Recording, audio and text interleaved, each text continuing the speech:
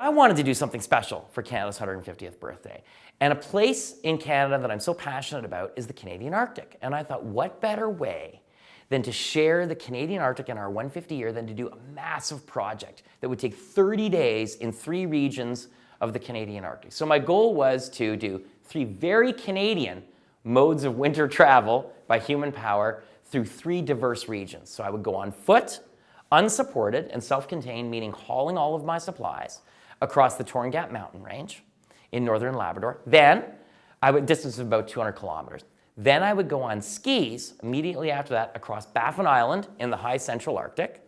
And then once finishing that, crossing that unsupported, fly to the Northwest Territories and ride a fat bike. You know the mountain bikes with the giant tires?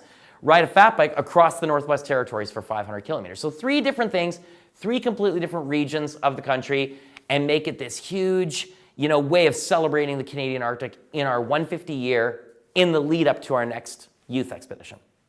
So the best laid plans, as they say, and it's amazing how things can change when you're in a process and the way you look at things and how you sort of have to rejig your goals. Strange things can happen, right? The unexpected can happen. Well, we landed in Saklik Fjord if you look at that little point of land at the very top of Quebec, that is the Torngat mountain range. So when you leave here today, go and look at a map of Quebec, you're gonna see that little spike at the top. Half of it is Labrador, the other half is Quebec.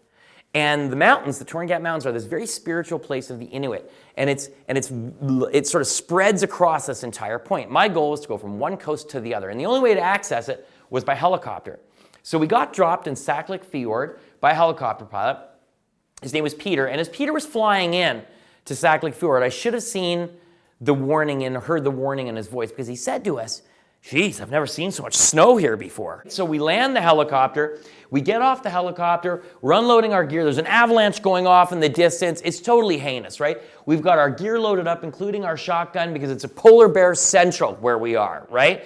And the goal is get moving as fast as we possibly can in an area right now where the snow and the conditions are very unstable, nothing is as it should be, totally unpredictable conditions. We got to get moving out of this fjord before the bears find us, right? And as we're loading up our stuff and moving forward with our dog, that's our dog Spiky that came with us. He's an Inuit dog and he's polar bear guard. I'm pouring, unloading the helicopter, we're trying to get moving, avalanche in the distance. I got the dog food and I'm trying to put it in a smaller bag and the dog food's pouring all over the place. And Stefano, my teammate from Italy, doesn't speak very good English. He's looking at it, he's like, "Dude, you're feeding the bears already." The bears are going to find, they're going to find the dog food, right? So anyhow, we get moving and we start moving inward. And I got a bit of the heebie-jeebies because I'm a bit freaked out because I'm thinking, oh man, this is not good. There's something not right, because it was only about -20. I say only because it should be -50. There's a lot of snow, and the further we get up this fjord, as we're moving away from Saklik Fjord, I'm realizing the snow is really deep. We're in our last section of this gorge, which was like sort of winding its way through, and the walls of rock were, as you could see in that video, unbelievable, right? And the ice was like jammed against these walls of rock and very steep. So I climbed multiple waterfalls on my way through. Small waterfalls, but waterfalls nonetheless, meaning there's a ton of current underneath us, just underneath that ice. And I'm probing with the poles and I'm listening to the ice and I know the acoustics and it sounds solid. So we move ahead to one last piece and Stefano's up against this wall of rock like this. And I'm on the ice, probably where Kelly is, and the dog and the sleds are behind Stefano. Stefano's a big guy. And so he, obviously I'm the lighter one and I have the most experience. I'm the one moving ahead. I take 2 more steps away from him, so he's here. I move away and I'm like, it feels good. I said, I'm just gonna check this one last spot before we go over this waterfall. And I get up here, I do this, 1 more step, boom, I'm into the river. And I'm into the river not just like in water, I am in like voracious current, right? And instinctively, when you fall in the ice, anywhere, if you fall through a hole or you fall down a flight of stairs, your arms go out, And so my arms flung out to the side like this. And this ski pole, it was with such force that the ski pole flew out of my hand that I had, and it stuck itself into the ice on the other side. And I'm kind of crooked, so Stefano's behind me, and I'm kind of crooked like this. I can't see him, but I know he's behind me. And my arms are up on the ice, and I can see this gap of black air, just like it's darkness, and the current's pushing against my chest, and my snowshoes are pulling me under the water. And I can't get them off, right? So I'm doing this, and I know I've got about 2 minutes. The temperatures had dropped to about -30, and I knew I had about 2 minutes before I would freeze to death, go in underneath. survive long enough in that gap of air that was there to know that I was going to drown behind this waterfall. And two things entered my mind right away. How did this happen? I mean, I was in a state of disbelief. I was shitting my pants, but I was in a state of disbelief that I'm in this river. This has never happened before. I've had close calls before, but nothing like this had ever happened on any one of my expeditions. And then the second part of me said, am I going to see my kids again? Am I going to see my wife again? I mean, it was very real for me.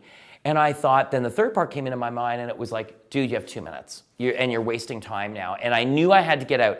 And Stefano tried to get towards me, so I'm like this, right? And Stefano's trying to grab this ski pole, which is the closest thing to him, and the ice is caving in, right? And I'm realizing, I said, Stefano, don't come near. The dog's freaking out because the dog knows something's not right. Dogs are just so intuitive, right? It's going crazy. I'm thinking, oh my God, oh my God. He's like, what are you going to do? What do you want to do? And I said, I got to get my boots off. I got to get my boots off, or I'm not going to get out of this hole, because it was just pulling me down. It was putting pressure on the ice. And so I always leave my boots untied on these Arctic projects in case something like this was to ever happen. This is my 10th Arctic project, whatever. I mean, I've been up there enough to know, like, I'm prepared, right? I could not get them off. They would not come off. I was using the current pulling against the snowshoes to try and get them to come off. I made one last ditch attempt to pull it off, and I jerked my right leg through the water. My hamstring's still sore from it. And my leg flung out through the water because I pulled with such force that it went think and stuck to the ice on the other side. And I thought, you're kidding me, right? Like, this can't possibly be happening, right? So I'm in this position, and I pushed as hard as I could. And it's amazing how when you're in a situation like that, your brain, how it can think a million things. The life flashing before your eyes thing, totally true. Totally true. I learned that on this one. Actually, I learned that before, but this time it was crystal clear. It's like the lens was clear. Like, before it was in like rough, now it was like HD, not standard definition, right?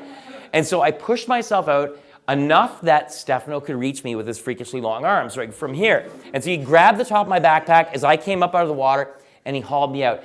And I was laughing. I was laughing because I had lost a bit of my grip on I want to say sanity, but reality. I could not believe that I survived, right? I was so happy that I was alive that I was laughing, and I'm rolling around in the snow trying to get the moisture off myself. And then realized, oh my God, I'm going to freeze to death out here. We're dropped off by helicopter. We are in the middle of nowhere. There's no like, well, we'll just go over to the town and have an espresso. There's nothing for hundreds of kilometers around, right? So we knew we were responsible for ourselves. So I got all my clothes off, and it was already frozen solid on me. I was like down to nothing, pulled on my down emergency suit that I had, and we down climbed all those waterfalls and made our way back out to where you saw that shot in the video where it said sled, so you could actually tell what they were. And we climbed out of this gorge on a really precarious route, up almost vertical in some spots, loose snow, and all the while I'm going hypothermic. So now my body's starting to shut down. Right? You think things can't get worse. We get to the other side of this gorge finally, which would have been where we would have ended up had the first route gone successful. And we set up our tent. We get in it for the night. I've got the loaded shotgun by my head, right? The dog's like, so just in case of bears. I mean, it's just totally off the charts, right? And so we're laying there in the tent, and I said to Stefano, I don't know if we can keep going. I don't know if we can go on. And he said, you know, Ray, today we were either really lucky or really dead. He said, you got to look at it that way. And I thought, you know, that's an interesting philosophy. It's a bit straightforward, but I hear you. You know, like, I'm alive, right? I'm alive in this deal. We spent the next 24 hours hacking away at my boots, because the boots I didn't have a replacement for, obviously, and I had to wear them the next 2 days, and they were frozen blocks of ice. I mean, we were banging them with our ice axes, trying to melt them over our stoves. It's 30, 40 below. Nothing is going to melt, right? And so I basically would put the boots on, and they were like ice casts around my feet. It was just horrible, and walked for another day and a half to get out, and then finally ended up in a 100-kilometer-an-hour snowstorm in the middle of the Torngat Mountains in our tent for 24 hours, and we called our photographer. Now, my photographer was coming from the other end. He was coming from Kangik-Salujuak, which used to be called George River, and he was following a herd of caribou with some Inuit hunters. And as they were photographing this herd, you know, we would stay in touch occasionally with them in the first day, you know, after John left. So we're coming this way, he's coming this way, basically, right? So I called him from the sat phone from the tent. I said, dude, where are you? And he gave us his lat long. We gave them ours. And they said, we're about 50K northwest of you guys above the tree line. I said, what's the weather doing there? He said, perfectly still. Beautiful starry night. I said, dude, trust me, it's not doing that here. You got to come get us because I am out. There's no way that I'm going to be able, my body, 3 days I had not gone to the bathroom. My body totally shut down. I couldn't eat, couldn't drink. I was dizzy.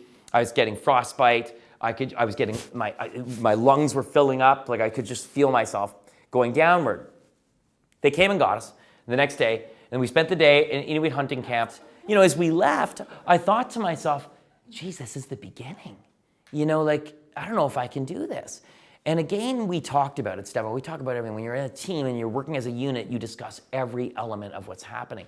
And I said to him, you know, we've done 15 youth expeditions all over the world. Inevitably, on those, there's a kid that gets injured, can't go forward. What are they going to do? I always convince them, you've got to reinvent yourself. You got to redefine who you are. You've got to find a way to continue, because you always can. You just have to reestablish what your goal is. You just have to reconfigure things and move forward.